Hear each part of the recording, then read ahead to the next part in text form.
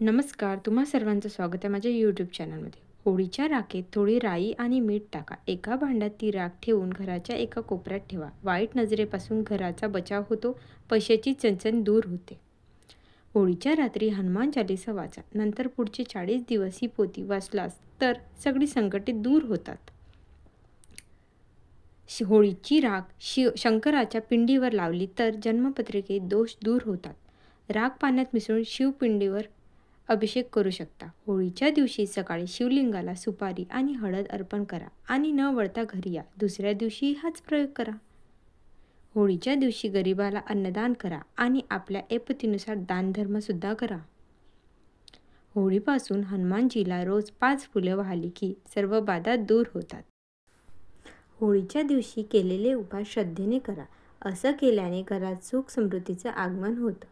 जर तुम्हाला माझा व्हिडिओ आवडला तर माझ्या चॅनलला सबस्क्राईब करायला विसरू नका बरं का. पुन्हा भेटूया अशाच एका नवीन व्हिडिओमध्ये. तोपर्यंत श्री स्वामी समर्थ.